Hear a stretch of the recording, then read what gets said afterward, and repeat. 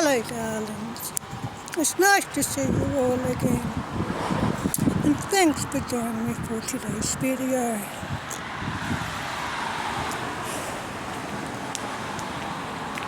To be honest with you, I don't know how to say this, but my mum passed away this morning at 7:20. I'm up here in Bacchus Marsh at the moment. I was going to come up here to visit her anyway, but I wasn't expecting her to pass away. I mean, I was expecting to visit her at the nursing home and not at the funeral home. But these things do happen, don't they? Isn't it funny how things go, you know? Anything can happen at any time. Everything always changes. Nothing never stays the same. And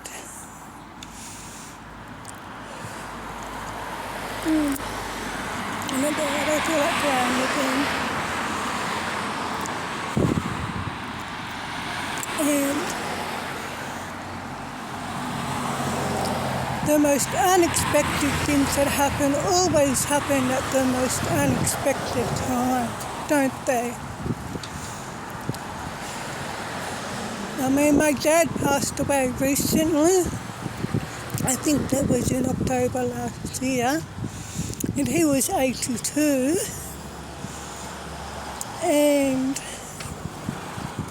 now my mum has passed away this morning and she was 84. And she hadn't been well for a while.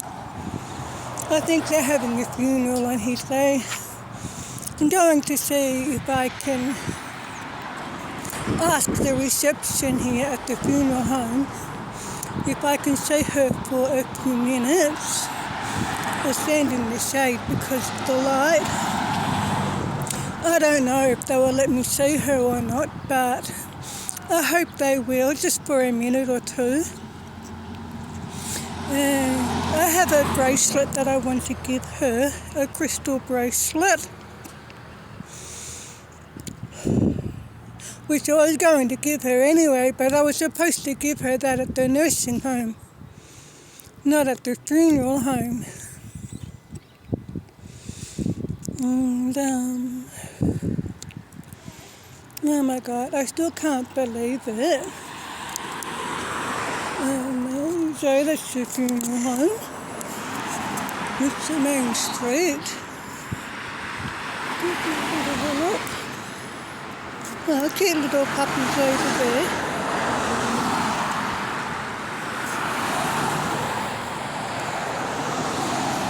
It's the main street. Bacchus Marsh.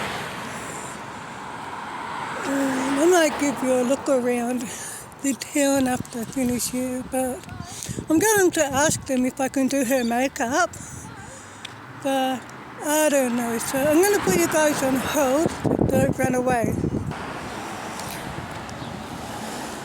Okay, so I just spoke with the undertaker and I couldn't see her. They're not doing any funerals at the moment. He was a really nice guy. And I gave him the bracelet, the crystal bracelet, so he's going to put it on her wrist. And he said the reason why I can't see her at the moment is because she's got no clothes on. And they're giving her a wash, so I can understand that. So you've got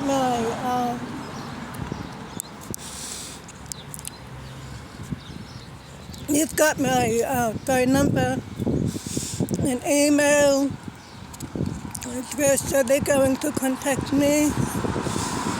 That's probably on Monday. Let me know what's happening. So that's okay. At least he's not in any pain anymore, so that's something. But it was unexpected. I mean, really unexpected. But it's the funeral parlour where my mummy's at.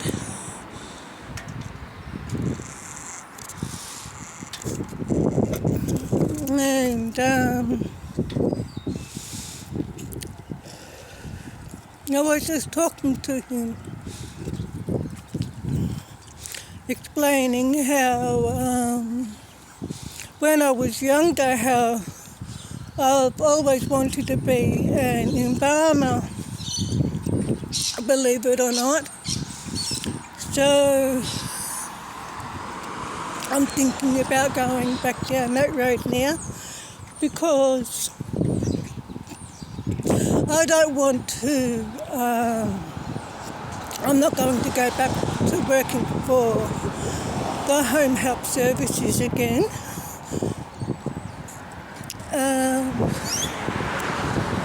I'm still going to keep my career as an author now that I'm starting that career as an author. So that's going to be like my side hustle. But it's time for me to get back into the workforce, so I might, if I go down that way, I'm going to have to do the course for the embalming, so that gives me something to think about. Okay, so I'll show you where we are at the moment.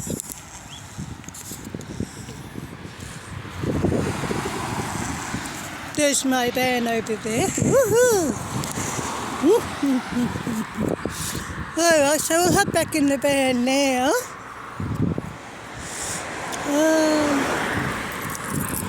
And then what am I going to do? I'm going to go visit my sister-in-law later, but she's still at work. Oh my God, that guy just gave me a scare. Because I've got my processor on so I can hear things now, and oh my God. Even the slightest noise makes me jump in the air.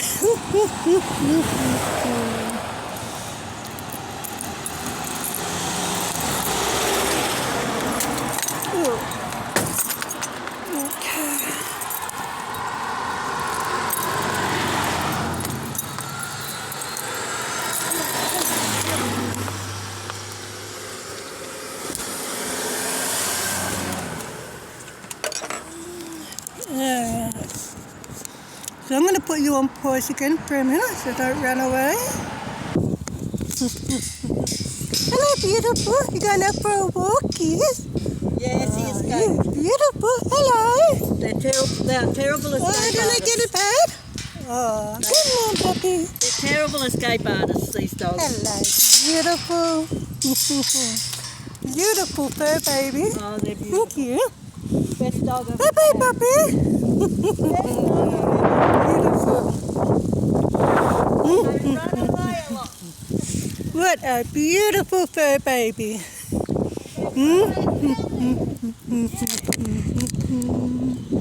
Okay, bye-bye, puppy.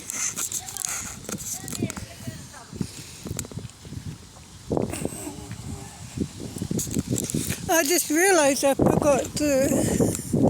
Let's have another look at him before we go. Puppy!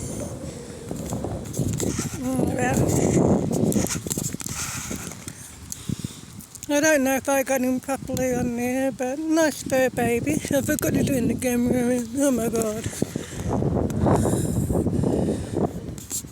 So this is my van over there.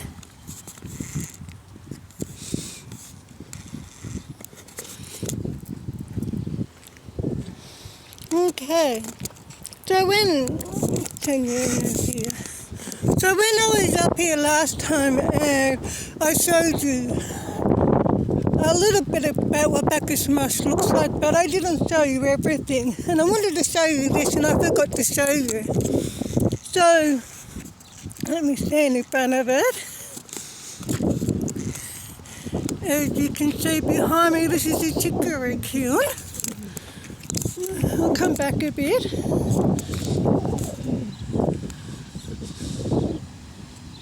And this is one of the heritage buildings in Bacchus Marsh. And let's go over here. It says Chicory Kiln. It's getting cold now. It says Chicory Kiln, 1885. And that's what it used to look like. There's another photo. The Chicory Kiln is a large brick structure built in 1885 by the Bacchus brothers to provide a drying facility for chicory crops known to the north of the kiln. This structure formed a prominent feature of the landscape and was fitted with wood slicing discs, elevators to take the cut route to the drying floor, and bagging facilities. Goes on to say the lower level was supplied with firewood for drying chicory. The dried roots were transported after 1889 by rail to Melbourne for further process as a coffee substitute. The kiln, which was closed in 1910, is the largest known chicory kiln in Victoria and is the oldest remaining sustainability intact of its kind in Victoria. The kiln was restored in 2023 by the Bacchus Marsh Lions Club with financial support provided by Bacchus Marsh Community Bank, Bacchus Marsh Rotary Club and Heritage Victoria. Oh, it's getting really cold now. I'm going to hop back in the van. So that was really interesting. I'll give another look before we go. So this is where they used to dry out the chicory back in the 1800s and early 1900s here in Bacchus Marsh. Oh, okay, let's hop in the van where it's nice and warm. I think it's going to rain soon. Okay, let's see where else we can go.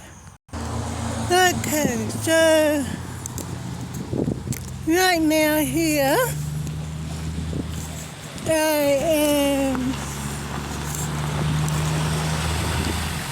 if you're looking for a good quality second-hand caravan at a decent price, you can come here. Her name's Eliza and her phone number is 0424503022.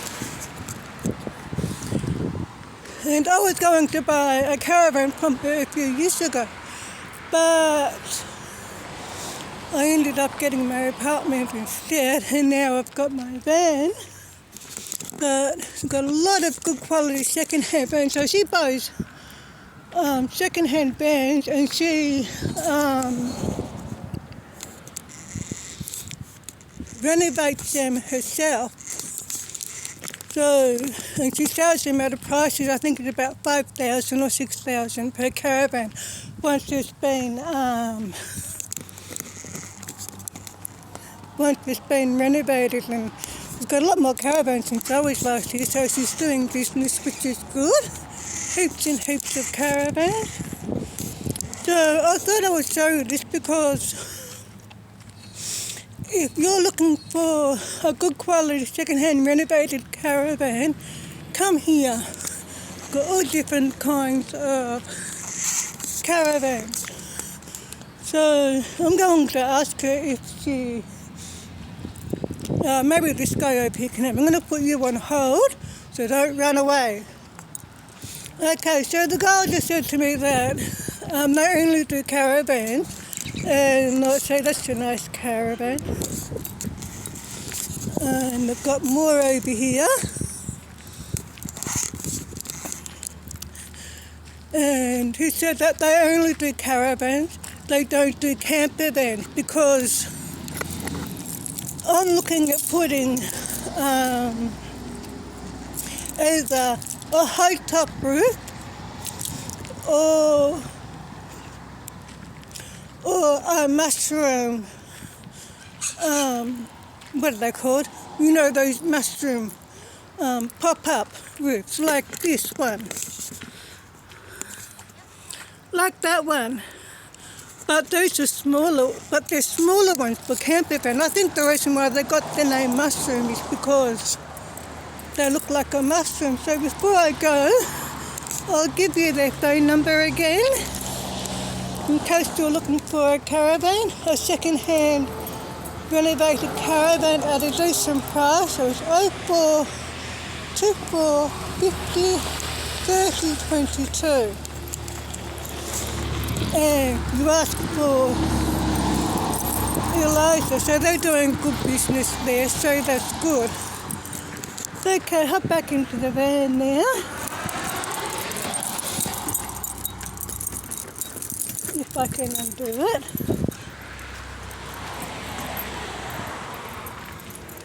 Okay.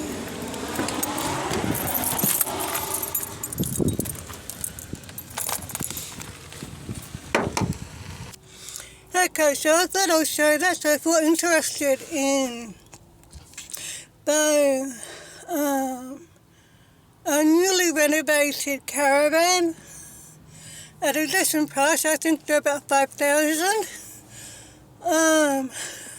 You come up here just on the outskirts of Bacchus Marsh in Maddingley, and it's called ECW Caravan Dealership. And they're open Monday to Friday. They're open Saturdays. And you can see them on Sunday by appointment only. Okay, so I thought I would show you that because I know caravans are very popular. And I know there are a lot of people who are interested in caravans. So if you're looking for one, come up here to Bacchus Marsh. You won't be disappointed. Okay, so at the moment, I'm outside Maddingley Park.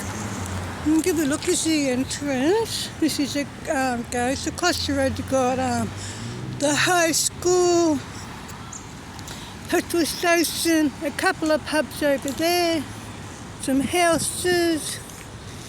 And last time I remember, those gates used to be white, but they've painted them green. And over here is the rose garden. It doesn't look like much at the moment, but when this is full of roses, absolutely beautiful.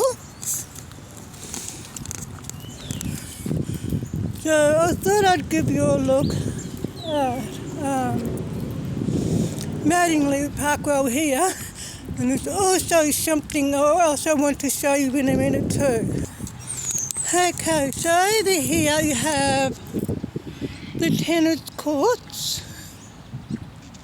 And if you have a look over here where that house is up there, there are the rooms for the tennis courts. But that house used to be, that house was actually the original courthouse in Bacchus Marsh before they built the other courthouse in the main street back in 65. And over here is the Oval. And this is where they play football. Occasionally they'll play cricket and stuff, but it's mainly for the football. And across the road over there is the Bacchus Marsh train station. Okay, so, excuse me, they've got that and stuff over there. I love these old seats. got a playground over there. We'll have a look at that in a minute.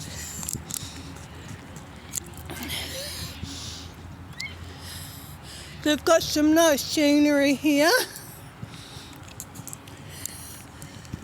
They've got more seats over there. Yeah. So this is a nice park.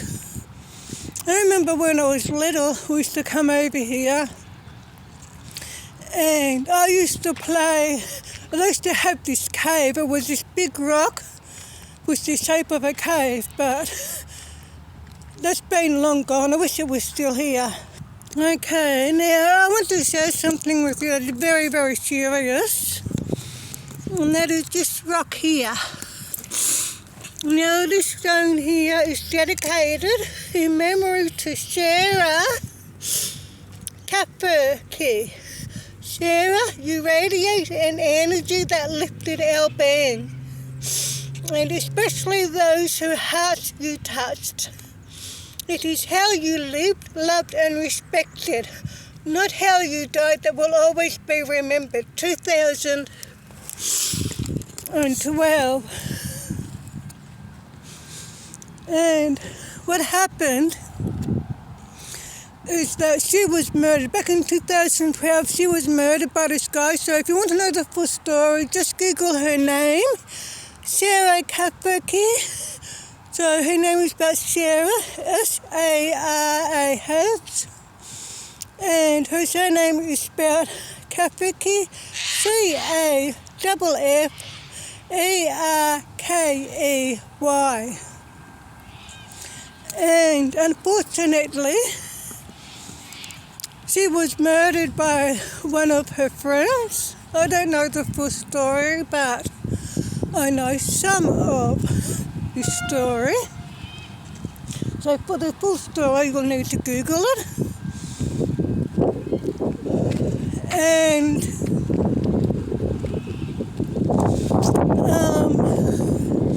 how can I say this in a nice way?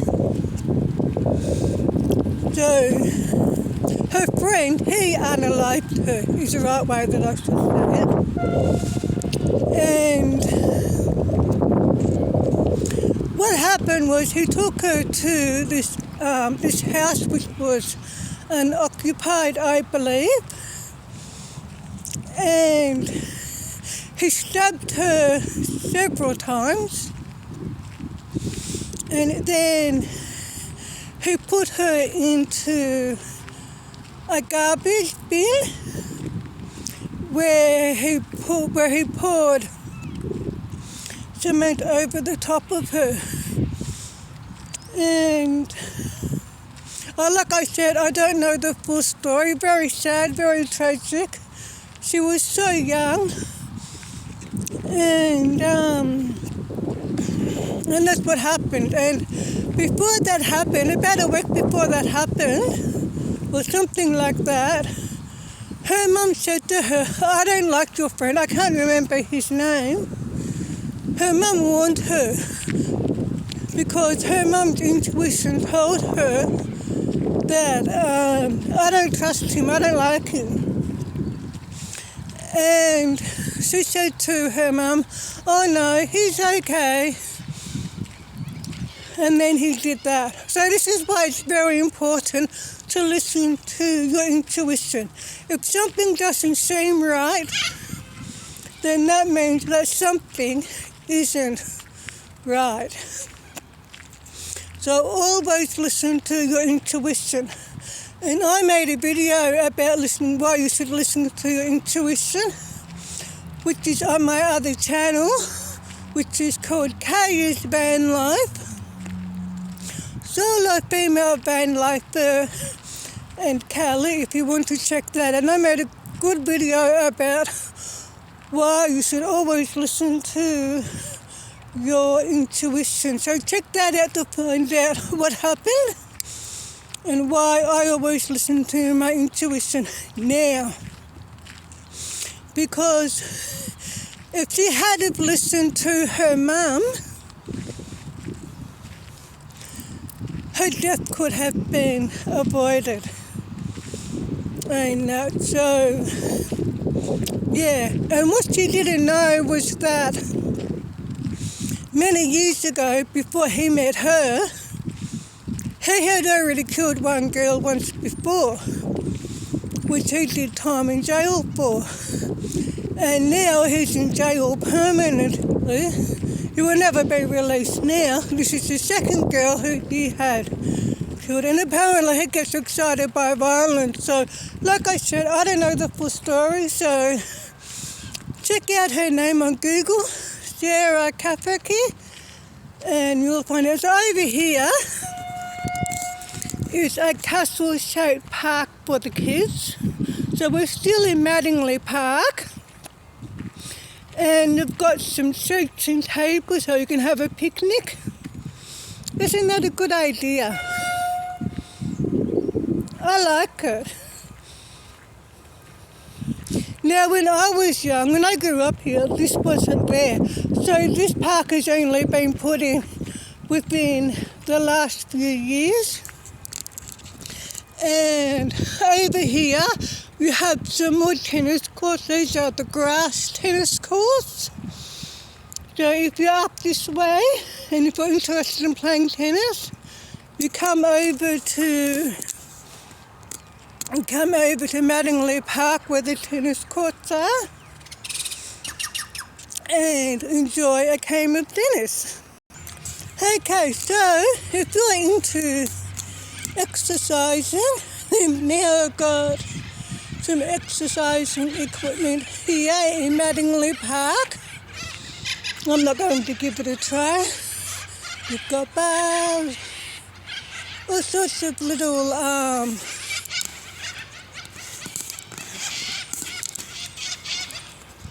all sorts of equipment for exercising. When I was younger, I used to be a gym junkie, but I'm not anymore. I haven't exercised quite a long time actually. But if you're into exercising and if you're up this way, you can check out Maddingley Park. You can play tennis. You can come and watch them play footy. You can exercise. You've got the playground. There's something for everyone. Hello, puppy. Hello, puppy. Beautiful puppy. Hello. Little pet. Ah, gorgeous puppy. Hello. You might be able to smell my cat. Boy or girl? Boy. Hello, beautiful. Yes, you're beautiful. Wow. You're lucky. Beautiful puppy. Another beautiful puppy. Okay, so across the road here, you have the Uniting Church. And up here is the Church of England. It's a beautiful building. There's the hall. I used to come to this church when I first came back home to my parents' place to live after I left my ex-husband. This is the church where I used to come. And it says, this tablet erected by his children is sacred to the memory of Major MacLeod, who died on the 11th of April 1838 in Sydney, New South Wales, leaving a widow and 12 children to deplore his death. This is what looks like a beautiful building.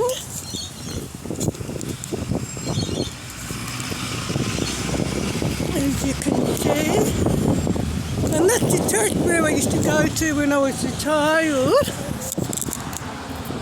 And it's all made with beautiful sandstone. Now over here is the original cemetery in Bacchus Marsh. And up there on the hill, if you see that two-storey house, that's the convent for the nuns. So this is the church from this side on. beautiful building. If I remember right, this church was built in the mid-1800s, and this is the original Bacchus Marsh Cemetery. Now this is where Captain Cook is buried, and he's the founder of Bacchus Marsh. So up here, you have a memory of Anna Banks in 1877, when she was 41 years old. And over here is John Howarth, 1852. Some more graves. Kate Julia, 1852. John Grant, 1856. James Cook. This is the Cook family. 1889. And over here you have Katharina, born in 1788, and she died in 1863. And here you have Roderick Hugh McLean, 1856, and his wife in 1857. And that house next to here, that's where the pastor, the priest for the Church of England used to live. I don't know if he still lives there or not. Now this grave over here is Captain Bacchus. Now, he's the dude who founded Bacchus Marsh. He founded it. And he used to live in the manor house, which is around the corner. And his name is William Henry Bacchus. And he died on the 26th of February 1849, aged 64 years. And down here I mentioned his other family members. So that's interesting. So I can't remember exactly where he came from. I know it was over in England somewhere. It might have been Scotland. I'm going to have to look it up. But he came from the UK somewhere. Excuse me. And him and his family came here in the early 1800s. And they were looking for land because they wanted to grow crop. And when they came here, they thought, this is where we're going to live. And I'll give you one last look at the Church of England. Beautiful, beautiful church. And this is what it looks like on this side.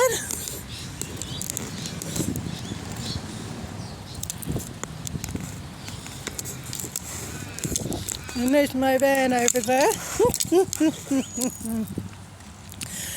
And at that time, this town didn't have, it wasn't even a town. This place didn't even have a name, and it was just a marsh. And they said, okay, we're going to have a town here, we're going to create a town here, and we're going to call it Bacchus Marsh, because the place is a marsh, and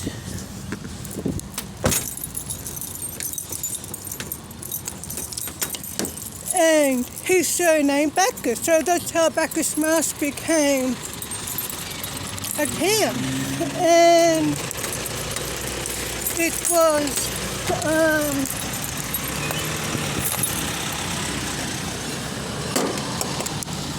and Bacchus Marsh became known because it was a stopover for the people who were travelling by coach from Melbourne to Ballarat or from Ballarat to Melbourne.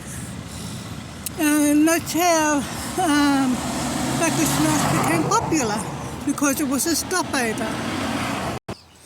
Okay, so this two-storey house across the road here, this is a manor house. This is the house where Captain Bacchus he built, and this is where he lived. And so this is Bacchus Marsh Manor House. So I thought if I'm going to show you his grave, I might as well show you where him and his family lived as well. So this is the manor house where he lived. It's a beautiful house. As you can see, there's the yard. It's a nice two-storey house, and apparently this house is supposed to be haunted. Now, I have been here inside this house on an excursion when we were in about grade 5 or grade 6. And when I was here, I did not experience or witness anything paranormal. It's beautiful inside. It's now a private residence now. But, and this is the other end of it. Beautiful building, isn't it? With nice gardens, as you can see. There's a little shed there.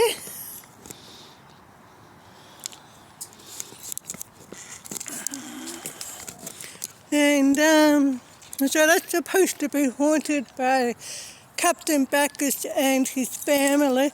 Whether it really is or it isn't, I don't know. But those rumours have been around for a long time, and it's a heritage building. And before they built back in the early hundreds, before they built the Church of England, they used to use the manor house as a church. So I'll give you one last look before we go from the view from my cab. Okay, so these are the houses around here now. But when Captain Bacchus lived here, it was just this house, and this was all land. None of those houses existed back then. And eventually they came along. Okay, so that's where Captain Bacchus and his family used to live. Okay, so I've just parked the van out the front. And as you can see now, I'm outside of my parents' house. And I showed you my parents' house the last time I was here.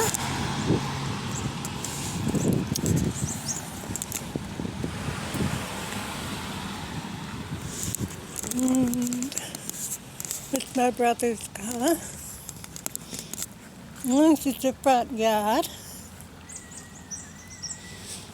And there's the cocoon up there. And this room here, that's my bedroom. And this room here, that's my parents' bedroom. And this room here where the front door is the lounge room. And go around the back.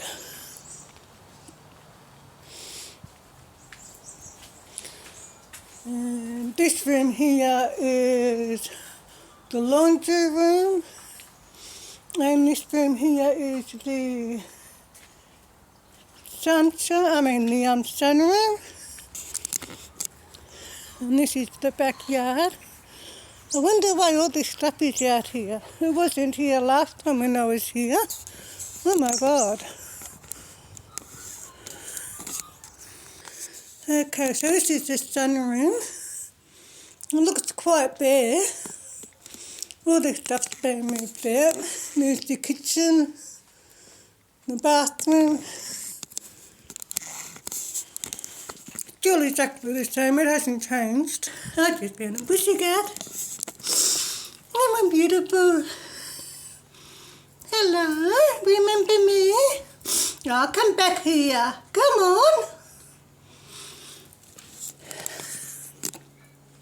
It's been a long time since I was up here. I think it was about, I can't remember. Just forgotten me. Come on, Bushy. Come on, come give me that. Oh, nice and warm in here. I'll put my bag down. Come on. Oh, but yeah, they like that. Come on. Pushy, come here, Come on, kitty. Pushy, come here. You come to me. Come on. Good boy. Good boy. I'm going to be a YouTube star. Come here, Push. Come on. He's a good boy. Go, Pushy. Yeah, Push, come here.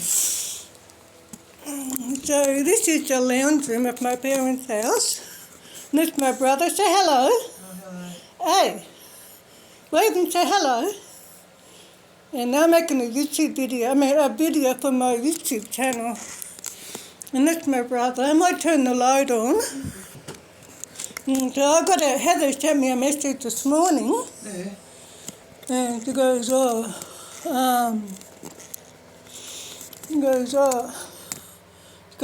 sorry, but Shirley passed away this morning at 7:25. I couldn't believe it. I still can't believe it. My mum's passed away. I mean, I was going to come up here to visit her anyway and give her a crystal bracelet, but instead of taking it to the nursing home, I had to take it to the funeral parlour. I just couldn't believe it. So I gave them my email address and phone number, and they're going to send me an email probably on Monday and to say what's happening in there. But the guy there, he was really nice. He goes, she's good. She's, what did I say good? She goes, she's okay. And I asked him if I could see her for a minute. They weren't doing any funerals or anything. And he goes, no, we can't at the moment because she's got no clothes on and she's being washed. You know how they wash you? And so I said to him, oh, look, can I help with their makeup when it comes for the viewing and then? And so he's going to let me know if I can help her. Now, he couldn't actually say for sure yes or no, but at the moment. But he'll send me an email on Monday and let me know what's what. Come on, beautiful. Come on. You want to be on YouTube? A big boy. Is that Whitey? No. I thought so. I thought it wasn't. Okay, so this is my parents' bedroom. And it's bare. That explains all the furniture and stuff out the back. And this is the hallway.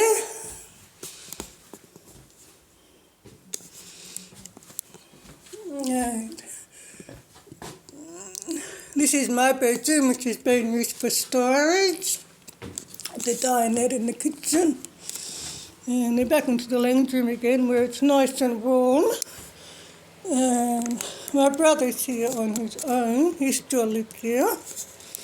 So I thought I'd pop in because I still can't believe that I feel like going passed away this morning. So I thought, well, I'm up here because I had to come up and see the funeral director anyway. So I thought, well, I'm up here. I'll give you a quick tour of the town that I didn't show you in my other video that I wanted to show you. So I've shown you the other things that I've wanted to show you. So I don't want to make this video for too long. Oh my God, it's been going 45 minutes. That's long enough. I'm going to have to cut it up here. So that's my video for today. So thanks for joining me for today's video, and I'll see you guys in the next video. And also remember to please subscribe to my channel, and don't forget to give my videos a thumbs up, and I'll see you then. Until then, take care, stay safe and drive carefully. Bye bye darlings.